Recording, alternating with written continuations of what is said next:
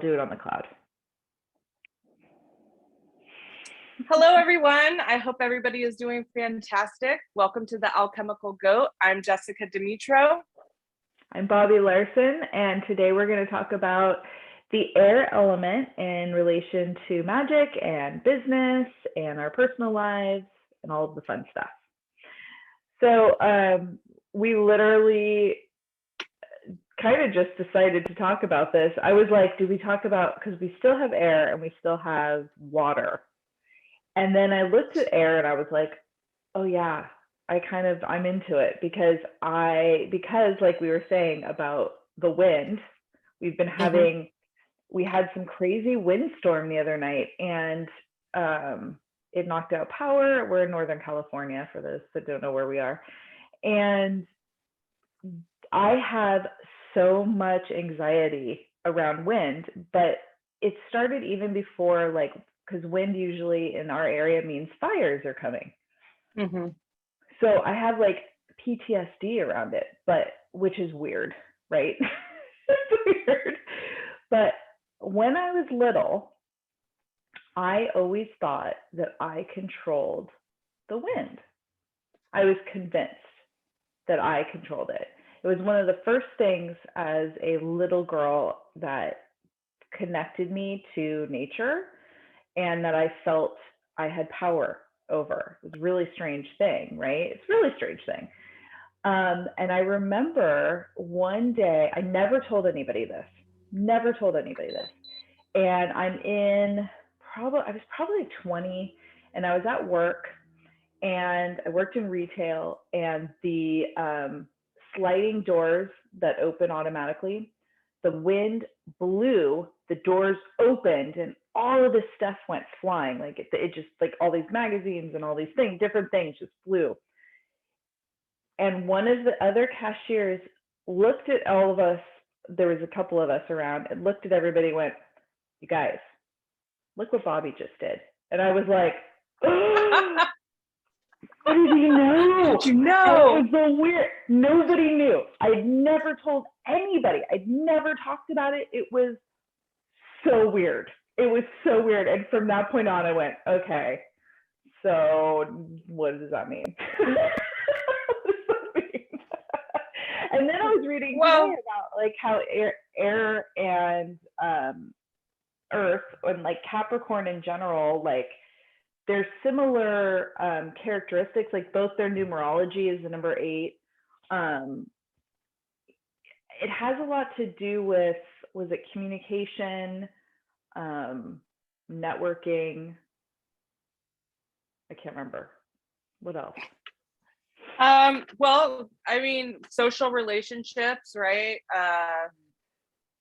I personally, like, the way that I see it too is like, so in most of the zodiac, everything goes into each other, and the triplicities of the elements do too. So we start with Gemini, which is communication, how we perceive the world, sort of the basics of, us coming and seeing things and understanding and communicating.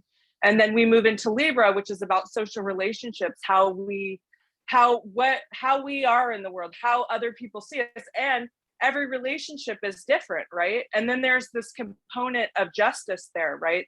The scales, weighing things out, seeing how we as a collective kind of see what is justice, what are the things that we're building upon to kind of create the world around us. And then we move into Aquarius, which is the community, right? The outer world, how we are, or what we create together as this collective conscious, right? That all of those things together kind of build upon each other.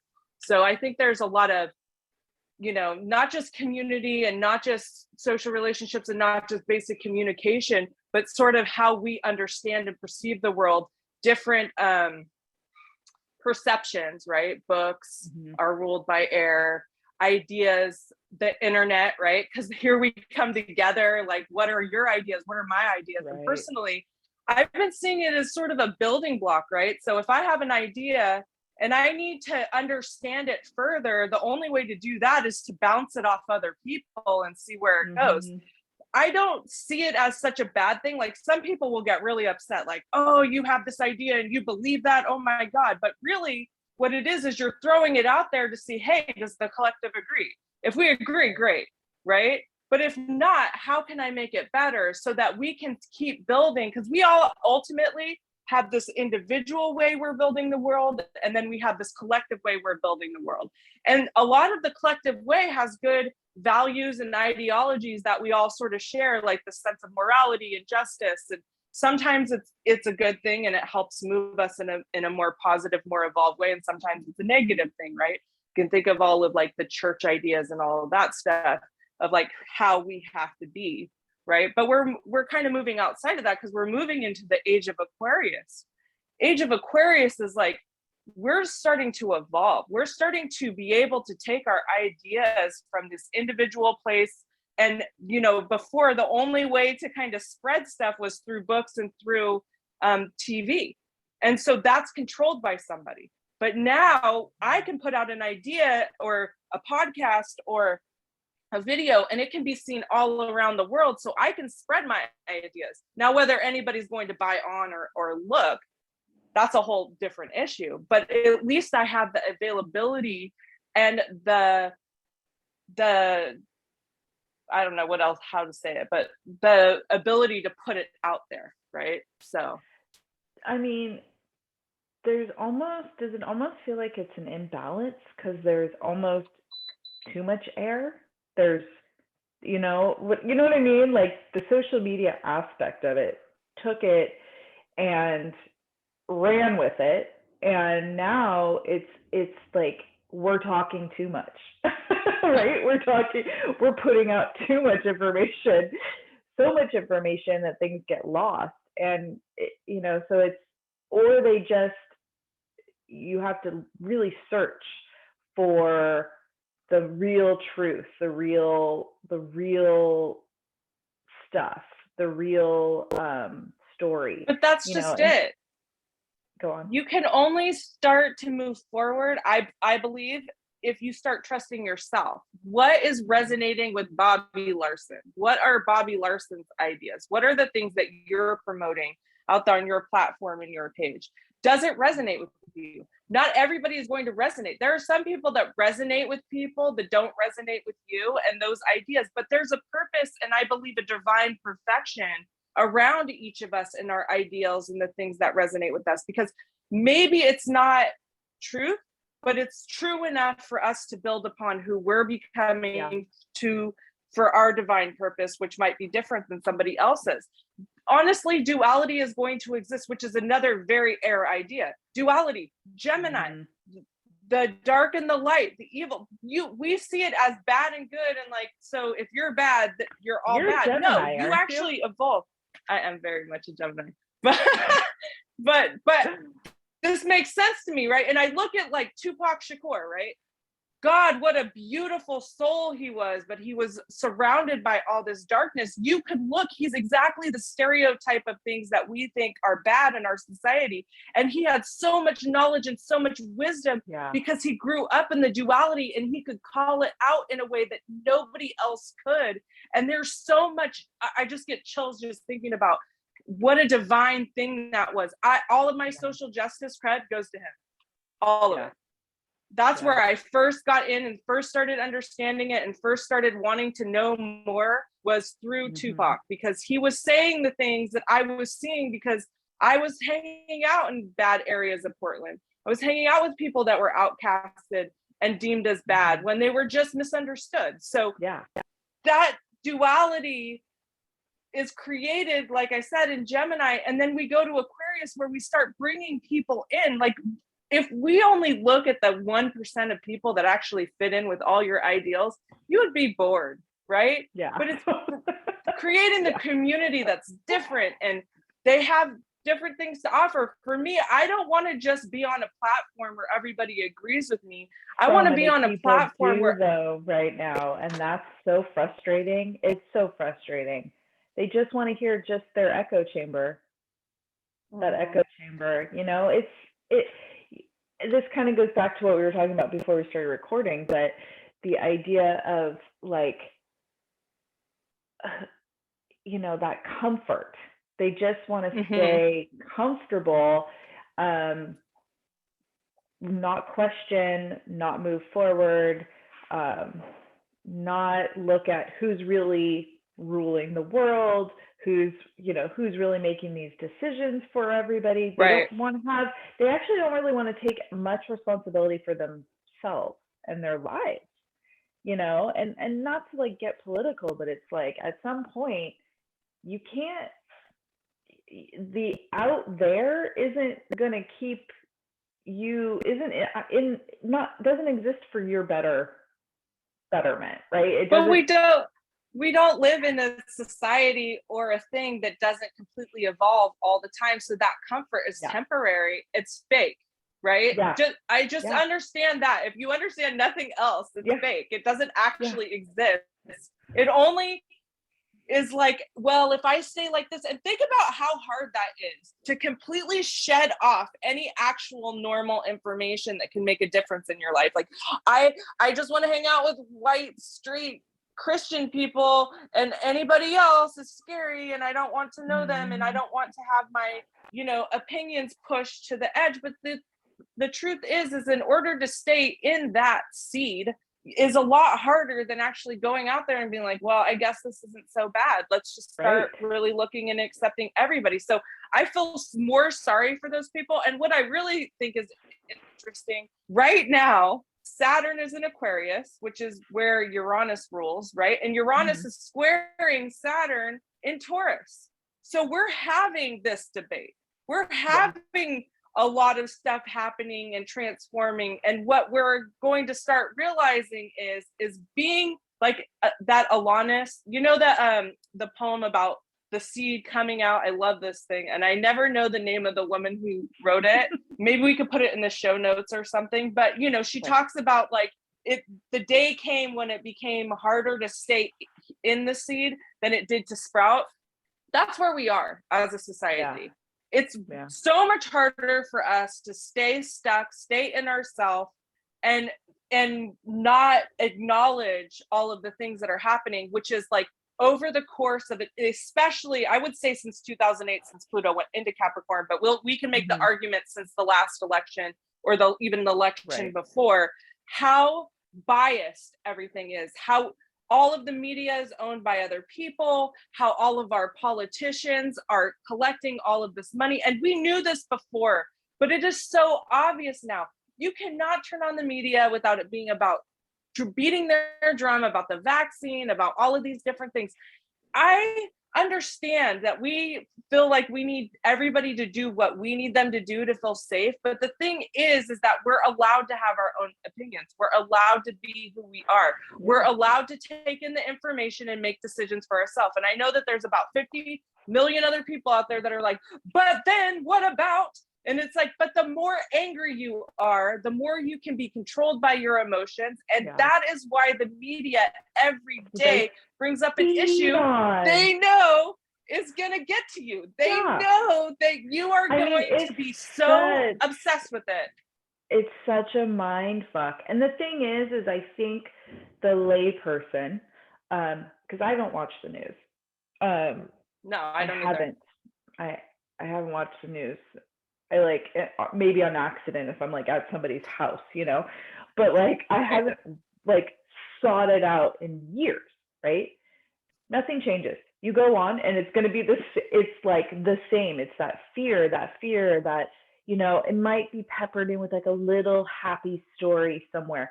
But for the most part, it's that fear. And I find it so interesting that the lay person that watches the news nightly, like religiously, right? They're like, at 6:00, I watch, my person, right? Whatever. Everybody has their favorite newscaster. I mean, that's like a real thing. I totally used to have one, and they don't see that they're being controlled. Like they literally, and that to me, that's so strategic. There's so much strategy behind that, right? There's, I've taken some psychology. I know you've taken, psychology. We've done sociology, both of us, right? We have some degree. You have I have a little bit undergrad degree of sociology, but just understanding humans, right? Right. it doesn't take much to understand humans. So I'm confused as to the fact that like people just don't realize that they're being lied to, controlled with fear. Um, Well, can I just say something real quick about that? Fascinating. So my personal experience with this was, from the last election, I'm a huge Bernie Sanders supporter because I see the progress, I see his consistency. And so that to me was somebody that I could get behind, right? And I could see, I loved Rachel Maddow. I loved MSNBC. I thought that they were taking Trump to task and all these things. Right. And sorry, I'm just not a Trump supporter. I'm never going to be a No, Trump supporter. So, but that's fair. so I'm like watching her, and she used to sing my thing until I saw how she treated Bernie, and I realized that this is what they do. It There's an took that. I think agenda. I knew that in Yeah. theory, but Yeah. it saw me to take that thing where I could see Bernie, I could see all of the things he was about, I could see where he was standing for. I understood his platform to a degree, and I knew how he was going to get all the money, all the questions that the reporters asked 50 times. And then I saw Rachel Maddow, somebody I respected, somebody who I thought was intelligent, basically just take him and try to take him down because that corporation because the known as DNC had a MSNBC plan. doesn't agree. Yes. Right. And I saw it they over have and a over plan. again. Yeah. Yeah. And it's so funny. I love, this topic is so interesting because like it makes you realize like just air in general, it's like so much like that's what I'm talking about, this imbalance, because it's so in control of everything. All of the media, right? All of this communication is being like tampered with. Sure. It's, I mean, not tampered, it's like not even tampered, it's like way worse than that. Right? But Facebook, comes up. I have my memories. I love seeing my memories on Facebook. But this kind of topic, this topic has come up. I was, I, years, the past years, I've been like loud and proud about my support of Bernie and like not a fan of Trump. And there's things that come up that I'm like, oh, I can't believe I posted that. Like, whoo, I was really looking for a fight. Right? And but it didn't change anything. Like this is the problem, is like we have all this information and we have these platforms where we can have these conversations openly. I had one friend in particular. He was always pissing off my very liberal, democratic, left friends because he was the opposite. Like whatever that opposite was, he's that guy. And I would have friends, multiple friends, message me privately. Why are you still friends with this guy? What are you doing? And I'm like, because we should all hear everybody's opinion. Like, I don't want to live in I don't want to live in that echo chamber. I want to hear all of it. And it needs to be available. And that's what these platforms are supposed to do. They're supposed to be places of free speech, right? I am a free speech nut. I know you don't agree with the Ku Klux Klan. I know you don't like Black Lives Matter. Like, whatever it is, right? I get it. You don't like Trump. You don't like Bernie. You don't like whatever. Oh, losing my ear. But if you don't have a conversation about it, how can we ever come together and figure out, well, what's the solution, or what do we want? Or maybe he does have that and I just didn't know, or maybe,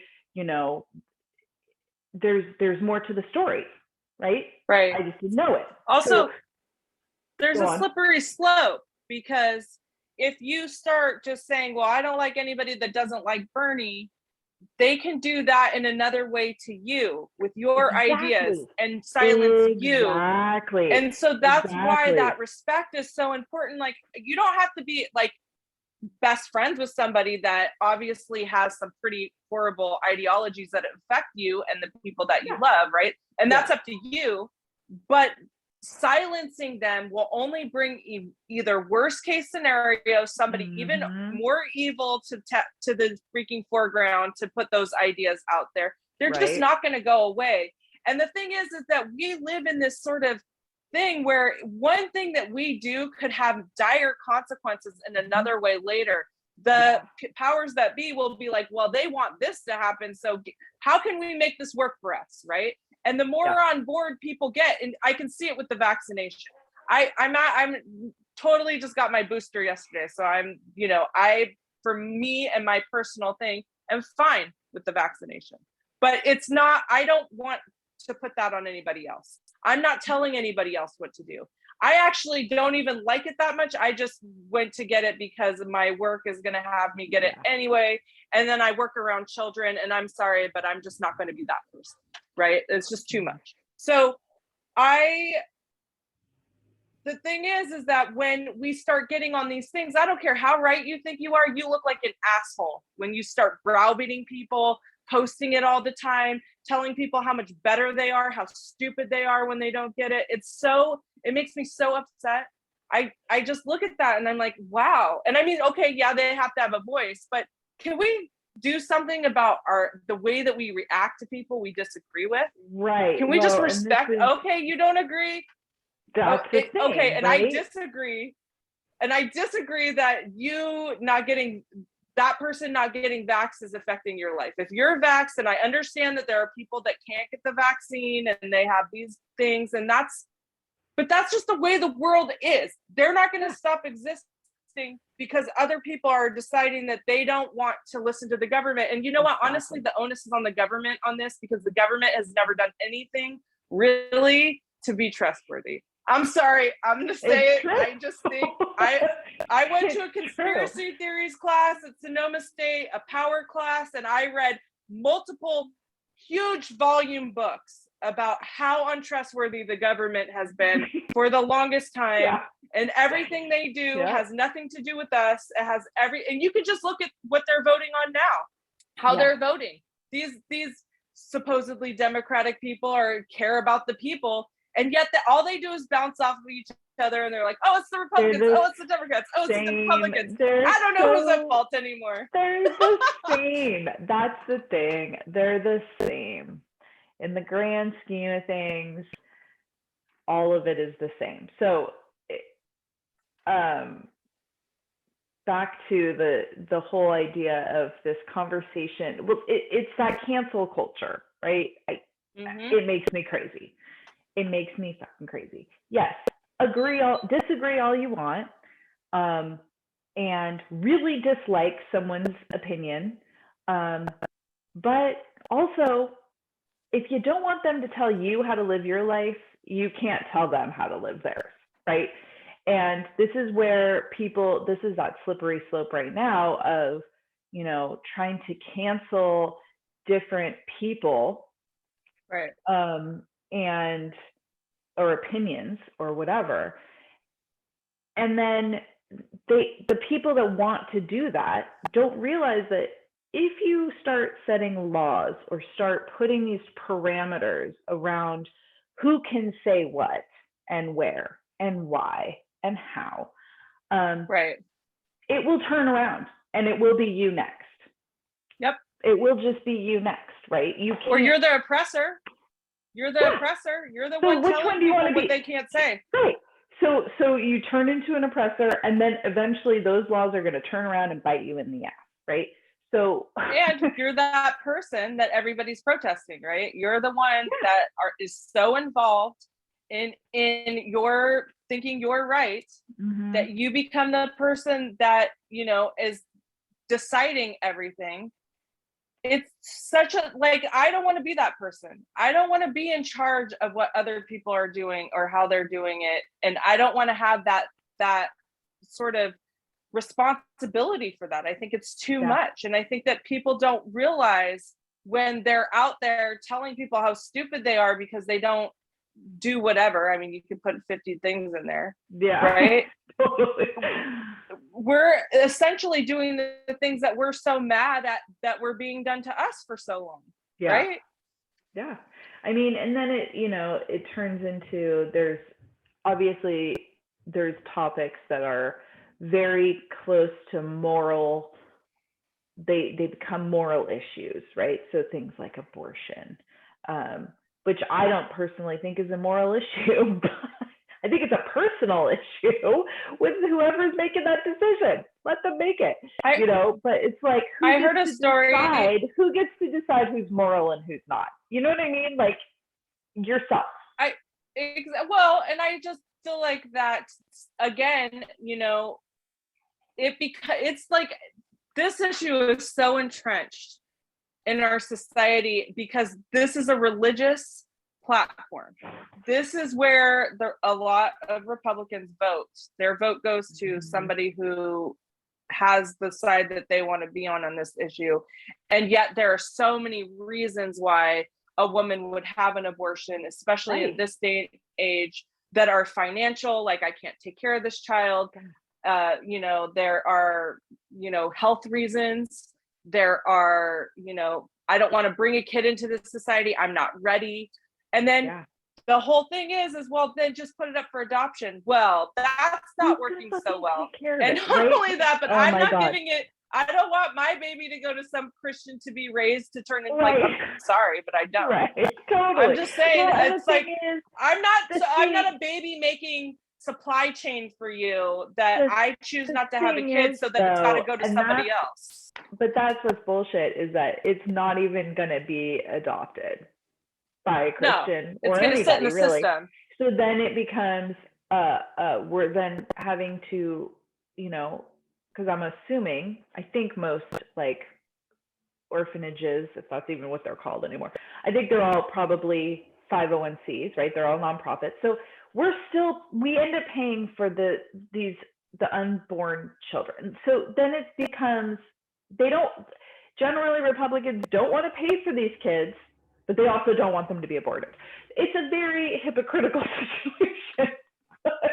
Well, and it's so many of the other issues that they have that are pro-life, right? Yeah. Like the death penalty and gun control and all of those things. So it's sort of like this thing about like, well, what is the best way to control women? And let's do the abortion issue. And so, because how many women are in domestic violence situations? How many women? That's what this is. It's absolutely a way to control women. And it's so interesting because I just, I'm, in my studies right now, just in building this mother wound program that I'm trying to come together with, so much of it is patriarchy, right? So your mother wounds come from whatever your mother did to you. Well, whatever she did to you was probably based in patriarchy, because that's what the generation she grew up in and what was normal for her, and all of those wounds, all of this hurt, all of the things. And so I find this so interesting because we're looking, and I think it's shifting. I want to believe it's shifting, as when we had all those women that got voted in to office, whenever that was, right, 2 years ago, I don't even know, something like that, and all different races and backgrounds. Fuck yeah, right? Fuck yeah, because that's what we're trying to. That's how we're going to change things, is getting more women in. Because this patriarchy stuff, even the women that are in there, well, some women, they don't have that. What? What did you say? I said some women because I'm thinking Marjorie Taylor Greene and Lauren. No. But that's what I'm saying. That's what I'm saying. There's these women that are still they're in the patriarchal mindset, because that's where they've been. They've been in this industry, politics, right? Politics is a fucking patriarchal industry. Like, whatever business it is, it's been men for at least for America, right? And for a couple hundred years. I mean, obviously, and this is the thing. This is a weird idea, because it's like these men came from women. They have mothers, they have sisters, they have wives and daughters, and they're surrounded by women. And it's something in their psyche that's like, but I don't want to, rather than like look at themselves and be like, how can I serve all these amazing women in my life? Right? Right. What can I do to bring them a sense of safety and, you know, just show that I worship them, right? Because that's what we're looking at here. That's what we're looking at is how we're all trying to, especially, you know, women entrepreneurs, just women in general, but how we're all getting back our power. Well, those same people that took over and, you know, created America, or created all of these, like, you know, the English, all of that, they took away the, you know, midwifery and the witches and the healers and all of those earth-based traditions in the European and all over the world, right? And they made them bad. So anyone with a matriarchal society was the enemy.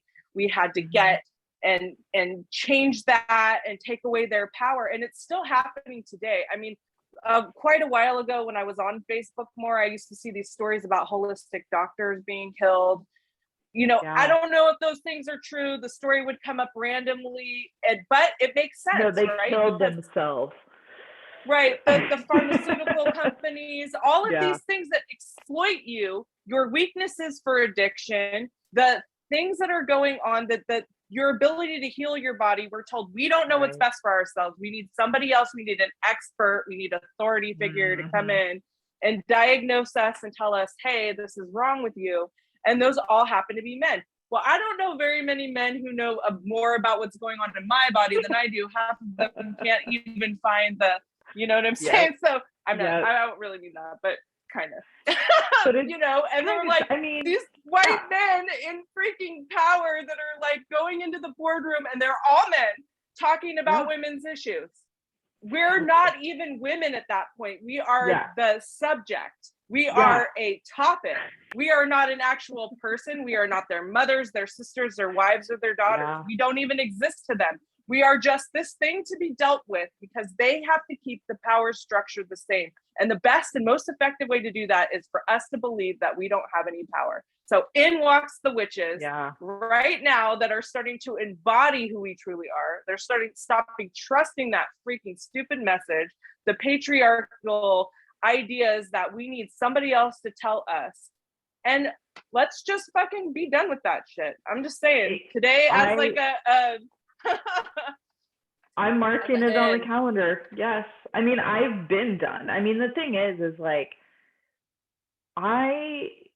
you know, I mean, I've been in the holistic wellness world for a long time. And even before then, I just knew, like, I didn't necessarily trust doctors to, like, they never felt like they were doing anything, right? Here's some antibiotics, send you on your way, right? And as you get older and like, you know, I'm a fairly, knock on wood, I was kind of sick the last 2 days. I was like, do I have COVID? I don't know what this is. I haven't had a cold in years. And I kind of had a little cold. And I was like, oh, this is weird. But, you know, remembering that we are in charge of our own health, that's such a huge lesson that so many people have been, like you said, like we're all trained to just trust the experts. And that's been you know, I'm on social media a lot, probably more than I should be.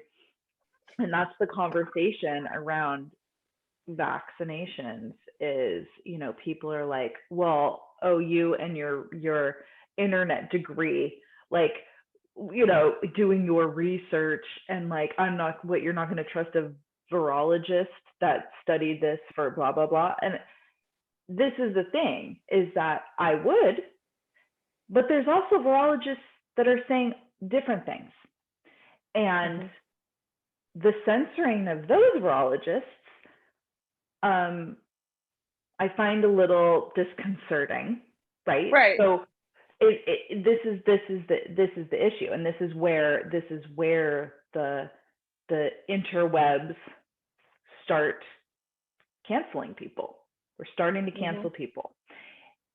no matter what their degree is, right? Right. If they have a differing opinion than the general masses, then they can't talk.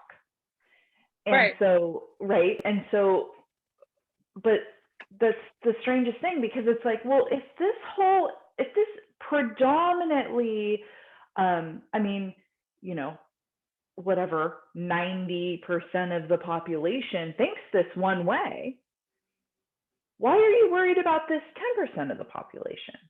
Right. Why are you censoring them? Why are you canceling them? Why are you saying they can't speak?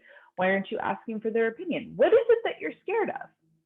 And that tells me so much more than I need to know, right? Because it's like, clearly, if you were really rock solid in your beliefs, you wouldn't worry about that little 10%. That virologist that went to Stanford for 20 years and whatever, did the blah, blah, blah, whatever. Right. But you want to listen to the 5-year virologist and their assistant, fine. But like, why are you ignoring this one? It's a strange time. It's such a strange time.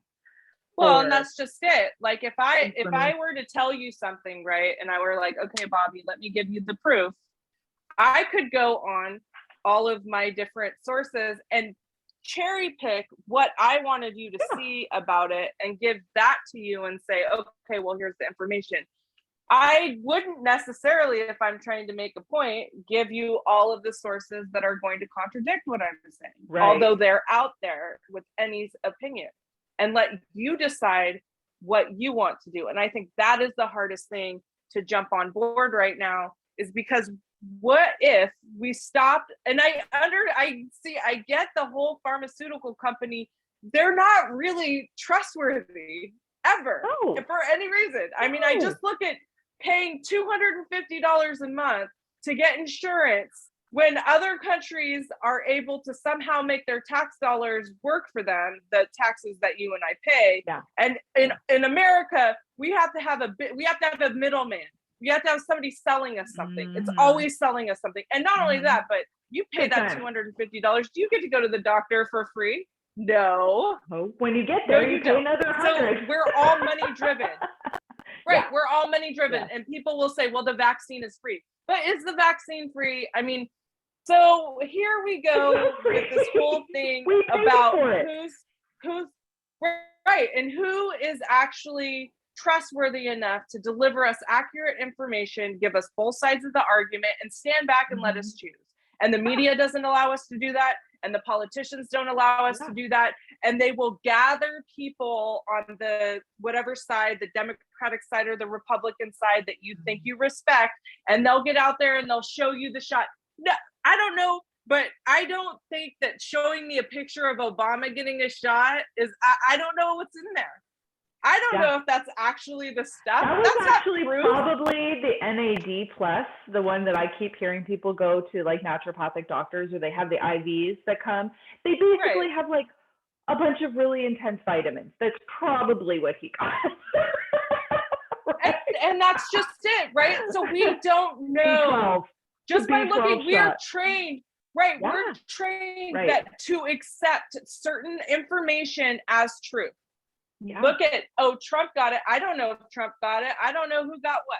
I really don't. Yeah. I don't know. I'm so confused because the information never seems to be consistent with anybody except for the certain message. Like, for example, if you and I came up with something and you had to take on it and I had to take on it, we would have a completely different delivery of it, and our media does not. Each newscaster has the same delivery on the same topic. It's a script. It's absolutely so fascinating. It's so fascinating. I think it's freaky. And that's what I'm saying. Like, just the regular journalism is supposed to be done by the person. Like when you're at Sonoma State, and if I were to copy your ideas down and deliver them as my own, I would be kicked out of Sonoma State. Yeah. Right. But as an anchor to get on the news and deliver news given to you by somebody else, I don't know how it all works, but I'm just saying that it seems really weird that you have the exact same opinion of the 6 o'clock news and the 5 o'clock news. I mean, verbatim. verbatim everything that just came out of your mouth. And I don't watch the news that often. It's like different, but different news channels, different, like completely different casts, different, all of them. They're all saying nothing resonates. Nothing resonates in the message. It doesn't feel true to me. So I don't watch it.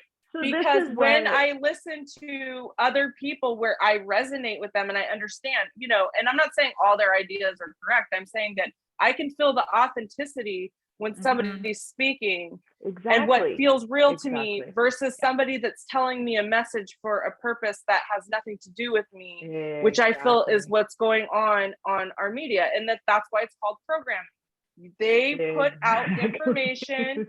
Even there, I don't watch really that much TV at all. I admit I'm on social media more than I should, TikTok, YouTube, all of that stuff. But I like the idea. Being stupid, and I mean, I don't know, but there's more stuff that resonates on that for me than these things about like the more morality closets in most of our TV programming. The way that they make it seem like things aren't so bad. Things are fucking bad.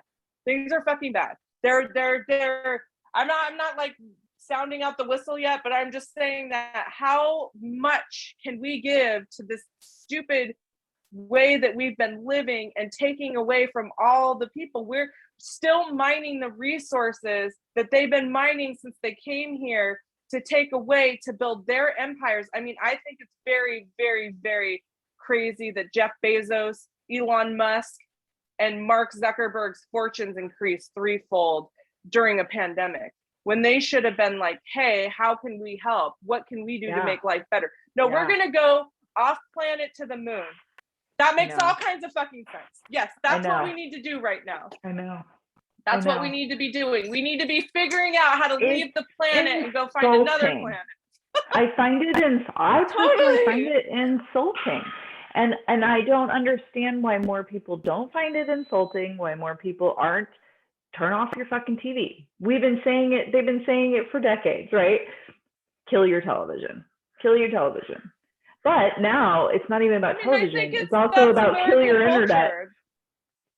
Right. Well, and I think it's more American culture. It's like we watch TV. This is our pastime. And I was somebody who was really loved it when I was younger, right? Because it was like my way of escapism. Yeah, and that's where we kind of blame the victim a little bit in our society, is we're telling people, and I think it is important for us to get our information from other sources and all of that stuff. But I think we're just in such a place that most of us are trying to just get through the motherfucking day. It's so hard to go to work 30 hours. Tony told me he works 80-hour weeks. 80 hours so we can live in beautiful California, and we live paycheck to paycheck. So it's like so crazy. That's why like I think we're just in, not just myself, but like a lot of other people who are doing just as much as they can to scrape by, and then they rely on things like fast food and certain things. We just don't have as much of an option as sometimes we think we do, and sometimes it's easier for us to think that we're the problem. We blame people because their kids are on social media, when you know what? You have to work, and you have no other way to entertain your kid while you're working. Exactly. And people are going to judge you and tell you what a shitty parent you are. Lifestyle, and it is. It's just how we have created our society. I mean, I'm really trying hard to like make a plan of like how to get my family into a place where that's not our reality so much, or that we're out exploring. We're not necessarily inside in front of, which is so ironic. I mean, I do social media marketing for people. I have one client right now, but and I'm on there all the time, and I find it really easy to get lost in. And it is, especially during this kind of fucking whatever I'm calling it, an endemic, because we're so done. I'm so fucking done. But if you want to keep calling it a pandemic, okay. But but I think that's so interesting, and I want to touch back on that when you're finished. Okay. But we were all kind of stuck inside, which is convenient. Like seriously, everything was so convenient for the elite. It's interesting. Like it's almost, how could anything have been more convenient than a pandemic? It's so crazy because it encouraged everybody to go inside. Okay, so it made the rich richer, right? This is what we're talking about. Made the rich richer. Suddenly, pharmaceuticals get richer. Suddenly, Bezos and Bill Gates and all these big people, right? Because you're on your internet all day long. Because you're inside on your internet. You're ordering from Amazon or you're ordering from outside, right? So you're bringing everything in because nobody wants to go outside. And then now the government also has a lot more power because we're slowly being like, well, they seem to know what they're doing, which okay. Whatever. That's debatable. So right. So it's so interesting how convenient all of that is. And I'm a conspiracy theorist. Like, I will freaking scream it from the mountaintops, mostly because it's usually comes out to be true. So just saying. But like, we're going to talk about aliens, and now there was no aliens, and then weren't they just saying we were going to like talk about the aliens? When was that supposed to happen? Didn't Trump talk about like we're going to release the records? I don't know. No, anyway. They have been slowly. No, they've been. I just want to say that they have been slowly releasing information to desensitize you to aliens. Exactly. Right. So that's so it's the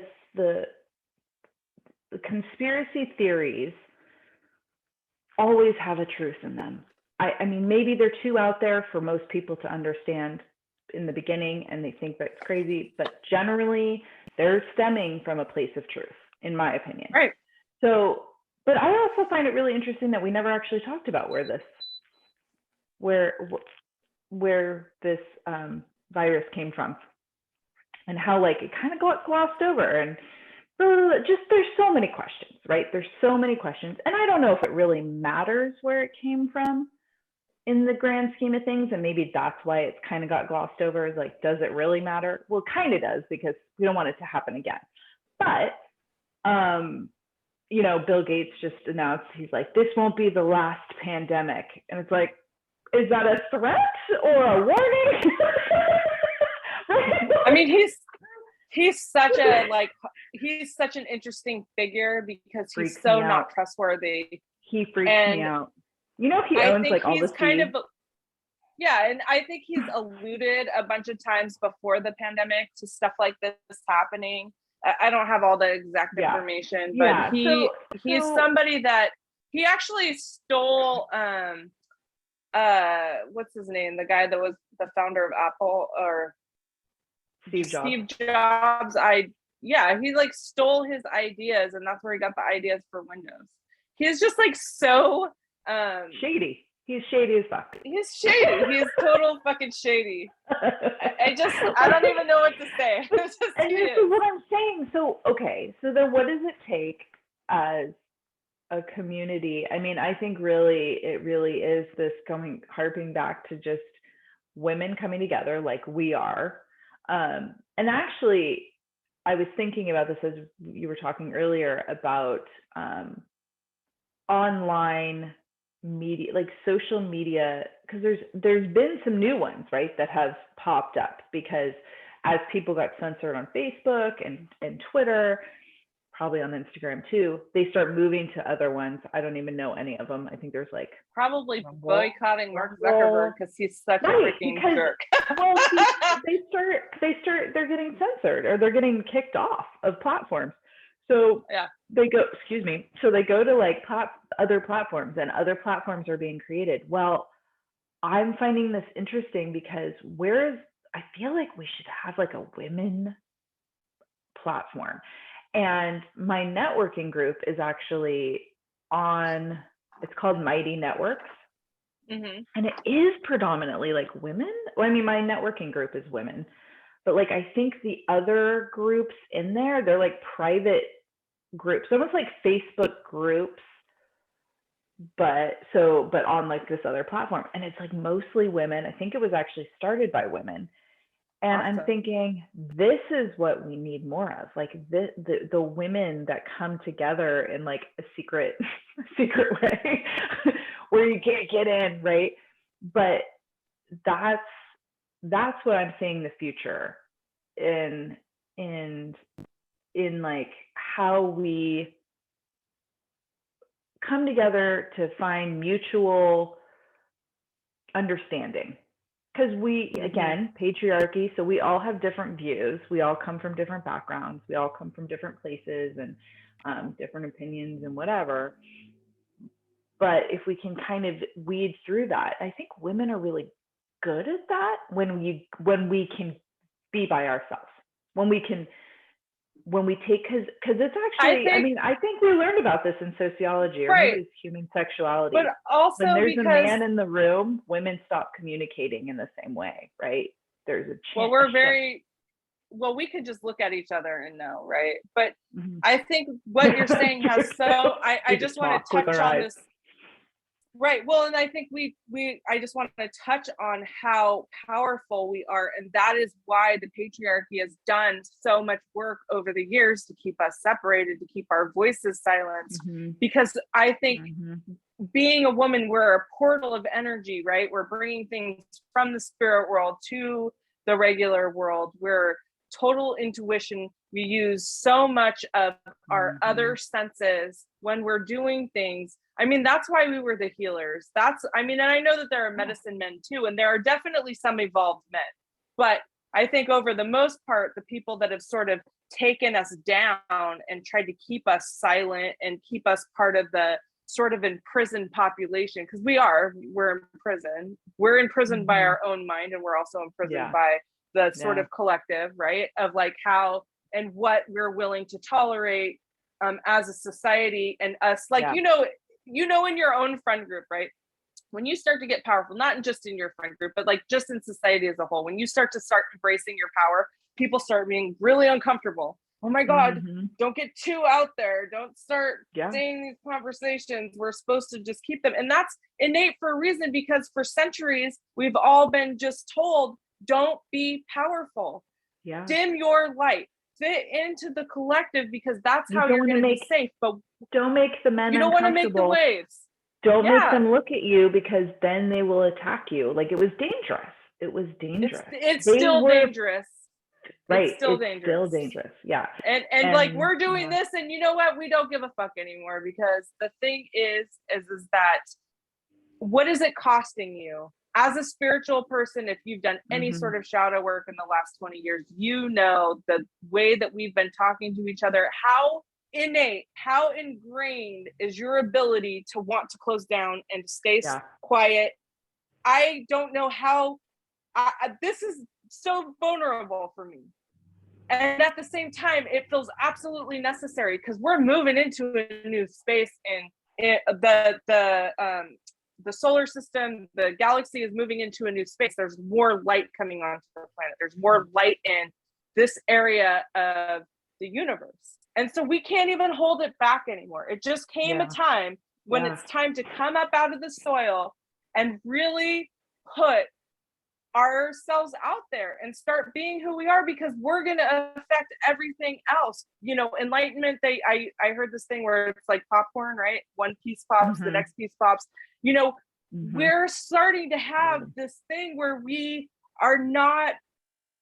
not in our old cages anymore. Those prisons have released, and it's time to step forward, and it's time to embrace our power. So I think what you're saying is right. The more women get together, the more we sort of remember who we are, the harder it's going to be to control us. And the thing is the same thing that happens when, they're like, oh, don't shine too much, right? The same thing that happens when we start embracing who we are, and we start encouraging and supporting and loving each other to be exactly who we came here to be. That's going to be unstoppable. And the only way to do that, you know what? They can't stop it once it starts, and they can't stop it if we're not going to let them stop. They can't kill all of us, right? I mean, it's dangerous, it's scary, for the most part. But right now, it's not necessarily the death that's scary. It's the sort of going against the old safety stops that we have ingrained in all of us. Being that pioneer, that person to step into it and lead the way. It feels a little scary. Like, I'm going to say personally, like I'm going through the whole having to possibly homeschool my kids because I will not get them vaccinated. And I'm in California, and that's probably on the horizon. I'm hoping that it's not going to end up being on the horizon, but there is a sense of having to really, really step into that belief. And it's hard. It's scary because it's like not ideal.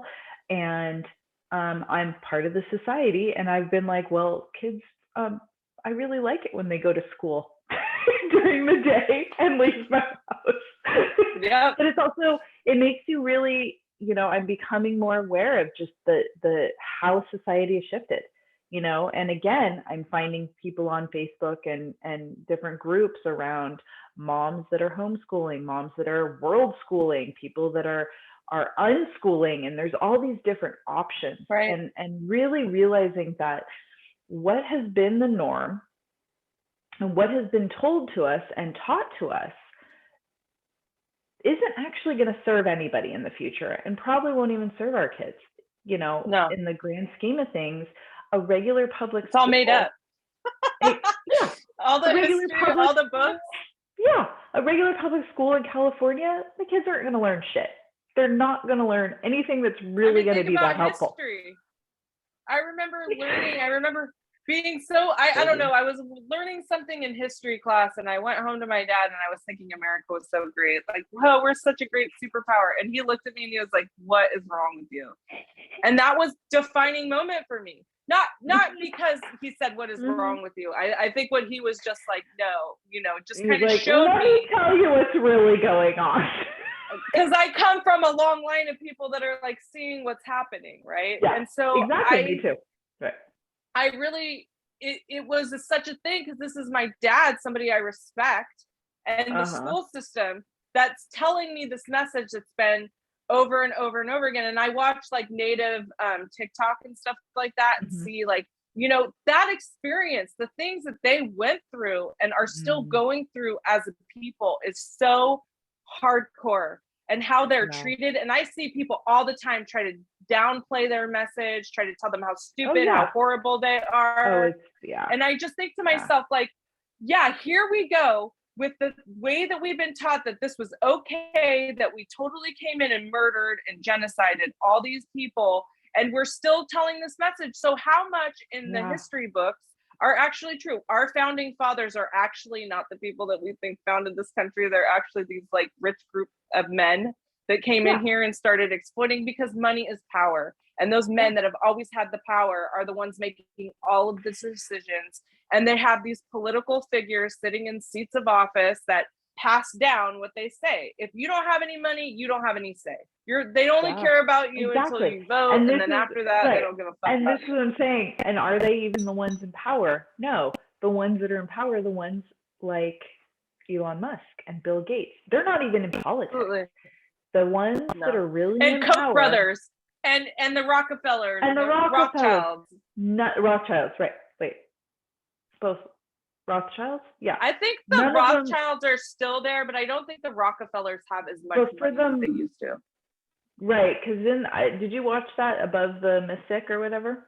Did you finish watching that? I think they hit on that. I have a really hard time with David Wilcox. We'll talk about that. That was there was parts that were very bizarre, but there was like definitely some good key stuff in there. But then there was like, I was like, I don't know what's happening. This seems off camera. I want to tell you about my David Wilcox opinions, but not here. So, but that's the thing is, so like we're not even looking at politicians as the powerful people anymore. And that's where this becomes so upsetting, because it's when you're looking at people that are regular guys. They were all regular guys. Like politicians, they were raised in politics. There's very few politicians, right? I mean, and they're raised together. The Republicans and Right. the Democrats are raised together. That one part in Above the Mystic, I think they talked about it in that, with the little girl who did her research project. She was 12 or 13. She did a research project and figured out that all but one president shared the same DNA. They stemmed from one ruler in Russia or something. Or no, is it Italian? Well, you know, Italians, we like to rule the shit. We're always in charge. But I thought, oh my God. So like, it's literally in their genetics. Politicians are born politicians. They get raised up in it. That is just whatever. What's interesting is the people that are that have all this money weren't, I think I mean, I don't know the history. Like, I don't know their birth history or whatever, but as far as I know, they're all just normal guys. So, with a good idea. So, but what makes that upset about that is that they don't have any desire to help. They have so much money. They could literally go in to countries, third world countries, and just fix it. Why aren't they doing that? Why aren't they doing that? That, to me, is some weird psychological mindfuck that I need to figure out, because I just can't comprehend. As a matter of fact, they're doing the opposite of that, aren't they? They're exploiting those people. They're exploiting the bottom people. The society is against the bottom people. But they'd still be billionaires. Have you ever seen the chart? The chart that shows you how much $1 billion is, and like versus where you scroll. That is the stuff that makes my blood fucking boil. I scrolled to get to how much money whoever it was has versus me, right? 20 minutes. Of scrolling. And yet they can't go in and just fix things. Like, it's so weird. It's so well, you know that people in the middle class are more likely to donate money to causes. You know, and I mean, I know that there are philanthropists, you know, like Warren Buffett and stuff like that. Well, and they get stuff, and I know that some of them do. But that's the thing. But a lot of the things that they do, well, and a lot of the things that they do, actually, they're doing the exact opposite in some ways. I mean, when you start, because in my conspiracy theories class and my power class, I mean, we learned about how they put a bunch of money into, like, so universities, right? Universities do a lot of the work for the pharmaceutical companies. They do all their testing, they create the drug, right? So they're not paying for that. And then they get it finally, you know, what's it called when they go to the, anyway, when they get it so that they're finally ready to start doling it out to people, then they make the money off of it. They also have those think tanks in the universities where they have people that spend all of their energy and resources trying to figure out how to manipulate people. And we can't even go up against all of the stuff that they're doing, but they spend all that money to do those things, to be able to manipulate and control us, and to be able to make money off of things that, you know, they shouldn't be able to make money off of, using resources that are public, using tax dollars that are public to make money. And then they don't fucking pay taxes. So they do not pay taxes. I know. The bare minimum. They use the roads, they use the stuff, they do all of these things, and we can't even tax them. And they find out ways to and then people defend them. That's what drives me crazy. You're going to defend them, and you are not their long lost son-in-law, because if you were, or whatever, you know, whatever you think that is happening, they will kill you. They do not want you to have their money. So even if you are defending them because you think somewhere in you're, like, you know, amazingly related to them, they don't care about you. They're not going to do anything to help you. They're going to probably off you so you don't inherit anything. They pick and choose who comes into their circles. You have to, like, we were doing this thing about corporations.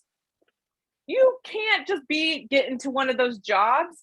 You have to be conservative. You have to have all of these things in order to be able to really climb the corporate ladder past a certain point. They will not hire you if you do not have the same ideology mindset. Yep. They want to know that you are going to be controllable, that you're going to uphold the status quo in anything. So it's like America is not this place where you're randomly going to get $1 billion just handed to you or whatever, or be able to make a business. Like at some point, maybe we were, but we aren't anymore. So, you know, I mean, we're sitting here trying to encourage people to build their businesses, and like, how do they do that? Like, what's the practical side of things mixed with your spiritual side? And I think the good advice would be live your authentic self, and just know that there's so much abundance. There's so much that you like, we all can have a piece. It's unlimited. It's unlimited, because otherwise, how would any of us be surviving? These people are so rich, but still, we all still have some sort of money, right? We still all have some sort of living that we're making, even if it's not nearly, obviously, as big. But we can have our piece of the pie. I don't want to say it like that, but like, that's a real goal. Like, we can definitely all do that. I don't know. I mean, part of just being successful is, I think, being able to have a bigger voice.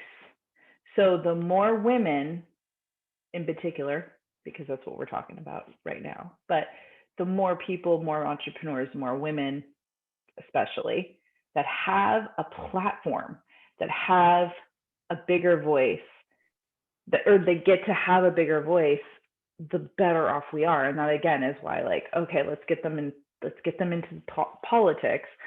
But I want to see the woman in billionaire that's looking at Elon Musk being like, I mean, Bill Gates' wife, she donated a shit ton of her money after they got divorced. She like got a big old. I think that was Jeff Bezos' wife.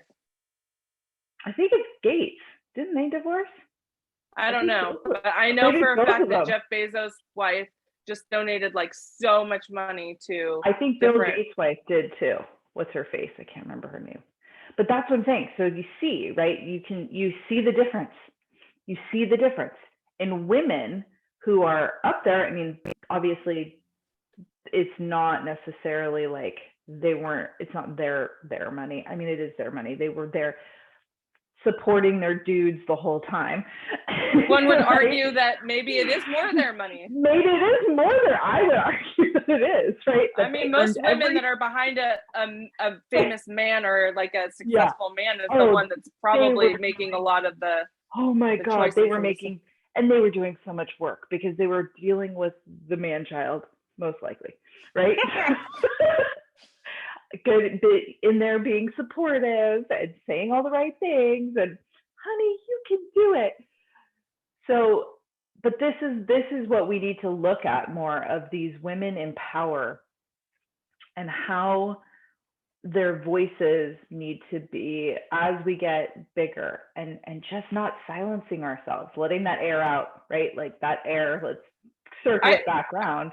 I think you have a really great point in the fact of like, here is what, you know, success and being able to kind of see what's going on and not limiting ourselves. I see so many business owners that are like, oh, I can only afford this much. I mean, like, right. You know, like, what does business look like? And this is where that intuition and the magic comes in, of knowing that, you know, when you embrace yourself and you're like, wow. And like Jen Sincero's book, she talks about, you know, how like, oh, you know, you can't afford something. That's when you need to do it, right? That's when you need to hire that person. That's when you need to delegate that out, is when you're not sure what's going to happen next, because then you're telling the universe, hey, I actually want this. And then it happens. It's like, this is why we pay rent every month, because at some point, you know, we do have ability and access for that and for that success. And I think, you know, it's such a thing about shifting this mindset, this poor mentality, which is something obviously is hard to do, like right now. It really is. Because we look at this huge mountain and we're like, well, how am I going to climb up that? But then also, you know, the world's telling you inflation and recession. I don't know. We're in recession. I don't know what's happening. But, you know, we're getting these messages that we can't, that we shouldn't. Stay small. It's too dangerous. I've been doing entrepreneurial shit for years. Like, I think I had my first business. It's been, God, like 17 years. Oh my God. So, and there was always things I would freak out. I would be like, I can't afford to pay for that marketing. I can't afford to pay the overhead on this building for this yoga studio. I can't afford, and I'd give up. Because I was so scared of debt. But meanwhile, that's one of those things about women, you know, we tend to pay for our businesses out of whatever work we're doing on the side. We actually usually reinvest it instead of going and getting a loan like most men would. So this is this shift, this mindset shift. I would recommend that people, every single woman who is an entrepreneur listening to this, go get a fucking loan. Go talk to the Small Business Association, get a woman, work with a woman. Yeah. Because she'll tell you what to do in a way that you will hear and trust and know is for your better benefit. But go get the fucking loan, or just put it on the fucking credit card. Who cares? If the world ends tomorrow, you're debt free. Doesn't matter. Like, I was thinking about that this morning. I was like, I mean, wouldn't you just get out a bunch of credit cards and just go crazy? I would. It'd be so fun. Like, oh my God. After watching that, what is that movie? The Up, Don't Look Up. I was like, did you like it? I had moments of chills. Like, I haven't watched it yet. I could feel the, like, yeah, that could happen. And I could see how we are a mess. And that we should have probably watched that before we did this podcast, because you would be like, okay, yeah, that's what we're headed.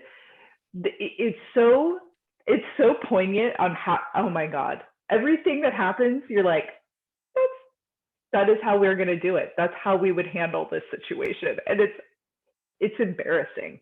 It's embarrassing and shameful. And still nobody's changed anything. Like, we would all still be doing it. Like, but at the end, I mean, God, without a spoiler, but like, go and party. Like, just do the things, do all the things. Like, if you knew, just do all who cares? At the end, just spend the money, focus on your business, get the thing that you need, move forward however you have to. And if it blows up and doesn't work, it doesn't matter. You start again. I mean, I've done it over and over. And finally, this time, I'm finally at a point where I'm like, oh, I'm going to hire someone to do marketing for me. Like, I'm really doing that. Yeah. You know? And I'm like, and the thing is I went to business school. I could do my own marketing, but I don't want to. Right. But why do the things? Right. But why do the things that are going to take more of the energy, the creative energy, the creative flow, the creative juices that you could do? Sure. And we're very capable people. But when we utilize and use these things, it actually works against all of the other stuff. Like, if I have my best friend, actually, this is so fantastic. And it's just so perfect and in alignment with my business. She's actually starting her own business doing like the other stuff, like the taxes and, you know, like all of the peripheral stuff I would never think of, or I would have to research and take so much energy at the same time. And she's like, well, I could just help you out and get you, you know, started, and then use whatever we create for my own thing. And I'm like, I just it's like so perfect. And even Mhm. though I will totally pay her when I start to really become like super profitable, I just love this idea that this is how we're working together. You Yeah. have skills, you have an ability to create something, and I do too. And it actually happens to coincide and work together. And I looked at the Mhm. astrology, I looked at her chart and my chart, and I see all these commonalities, right? All Yeah. of these things to touch on. And I love that, like the business astrology for this very purpose, to kind of see, how do I work with somebody? You and I, we both have fire in our midheavens. We're both really passionate and courageous to come out and do this, and it works together. There's this Yeah. flow happening, It's you know, interesting and I that you just bring think, up the togetherness. Go on. No, go on. oh, no, go ahead. Because I am a very weirdly, I'm a very solo kind of person for my own business stuff. Like I've always felt like I just because I can do it myself, I should just do it myself, and I don't really generally. What? I know, it's such a fucking Capricorn. So annoying. Gotta get out of my own way. So I know. I'm climbing up the hill So and nobody can come with me. no, I go by myself. Fuck you guys. But what's I so don't want to funny give you is, any credit, so. but it's funny because I have the last couple of years, my whole consulting business has been around helping other women Mhm. build their businesses as their almost like their business partner. Like I come in as like a business partner, right? And I'm just like, this is what we're gonna do, and like let me do this part and you do that part, and I'll do this and then you do that, and like I get Right. all up in their businesses, but I won't let anybody get up in my business, right? Like, Right. what are you doing? I can't What? ask for help. Don't ask me to Yeah. ask for help. And that's why it's so funny because I'm like, everything in my body is like, you can't hire somebody to do marketing. That's crazy. Why would you? You've done all these marketing courses, all these social media marketing courses. I've got the book. We'll be talking about that social media. What was the book called again? I haven't opened it yet. I just got it. You know what? Audible wouldn't allow me to purchase it.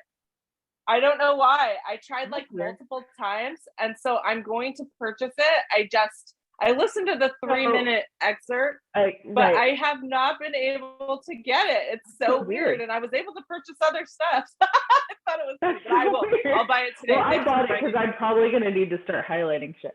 But anyway, like I can't remember what I was saying. Oh yeah, so like the idea of like, oh, I can do all of that on my own, and so it's really funny to like pair up with you on something that's gonna benefit both of us. I'm not pairing Right. up because I'm helping you, right? Like it's a weird.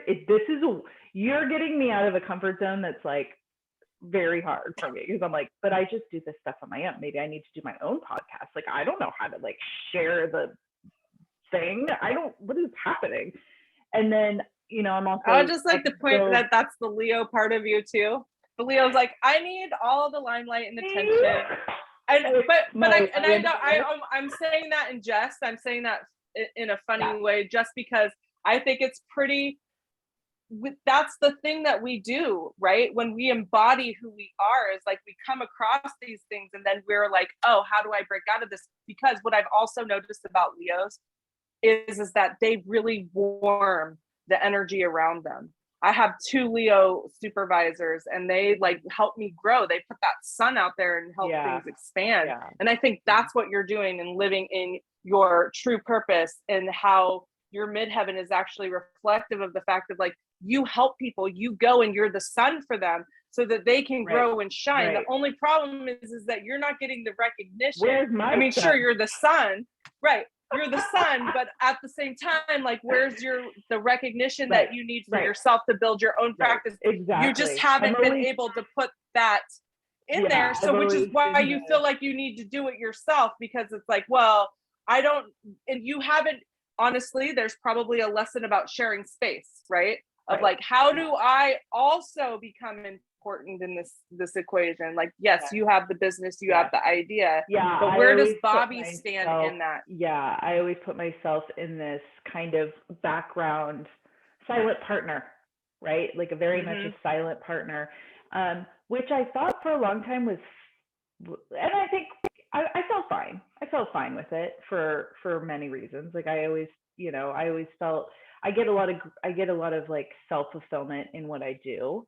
Um, but I also just again, it's that owning my gifts and my space, and remembering that like I won't grow if I'm always being quiet, right? I won't grow. I just will just sit there stagnant. And but it took a second. It took a second to like get there and like feel, wait a second, I'm going to put myself in the forefront. It's really weirdly hard for me, which is weird because I'm not, and I you saw my post on Instagram the other day about like I'm not Yeah. uncomfortable. I'm not uncomfortable, and I'm just, but I in most situations, but like there's this weird like, oh, what are they going to, I mean, we all have it. It's especially for a lot of us when it comes to doing things like social media and stuff. You don't want to be on the forefront.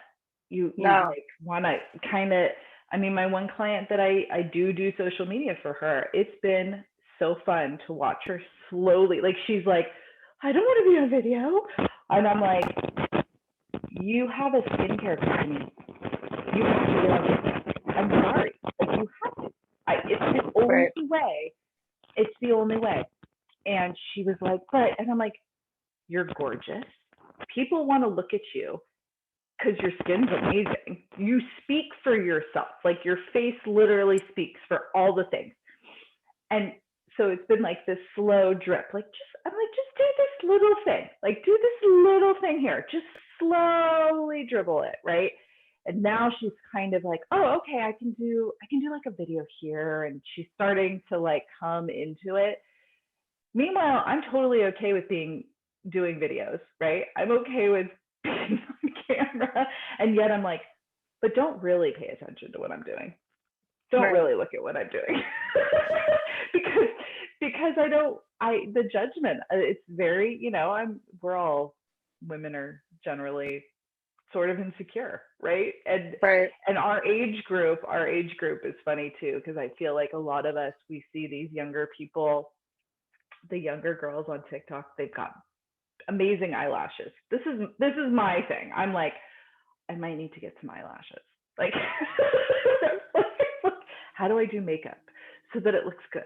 Like, Yeah. Yeah. I'm also not afraid of getting older, but I'm also like, but if I'm gonna be on camera, do I need to do Botox? Like, it starts getting like your inner dialogue is so judgmental, right? Mm-hmm. And what's funny is that all the women around me are like, you look great. Yeah. You look great. We look great. There's nothing wrong. But It's and all the the thing is story. that and that's part, I think, why the cosmetic industry is so great is that Mm. they're able to hone in on those insecurities. But the thing is that it doesn't matter what you do, how much effort and money you pour into things. If you don't love yourself, none of that is going to matter, and Yeah. none of that is going to be effective anyway. So yeah, you can honestly, like your friend's skincare, I'm sure it's like fantastic. Like I'm interested.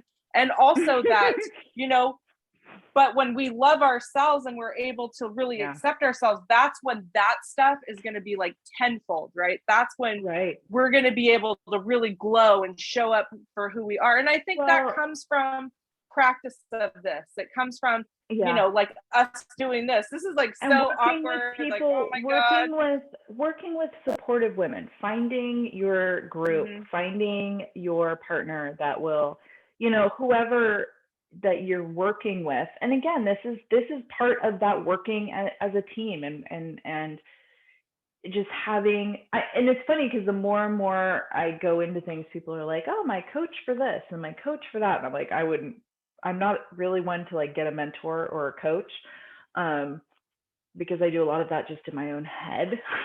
I'll just talk myself. My little like Coach my Bobby. whole I'm putting on my coach hat. I have like a whole team in my head. I believe you. Schizophrenic, right? A little schizophrenic.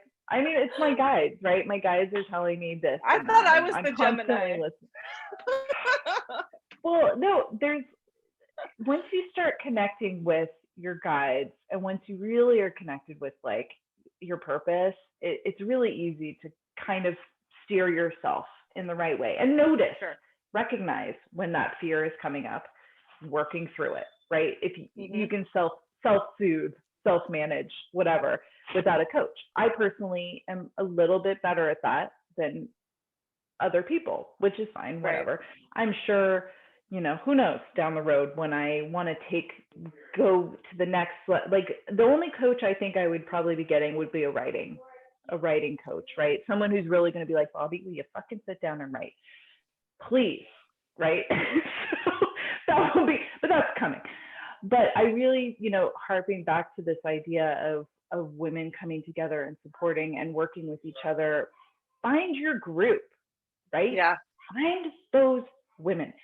If you need them, me and Jessica are here. We'll be your women. Oh my God, the family's starting to make noise. So maybe the podcast should end now. Yeah. So I guess, are we good? Are we done? I don't know. Yeah, we're good. Feels good. We're good. All right. Thank you, I think everybody. it's pretty long. It was Thank you almost so an much hour for and a half. joining us. And stay tuned. We'll be back. Yes, we will. Thank you.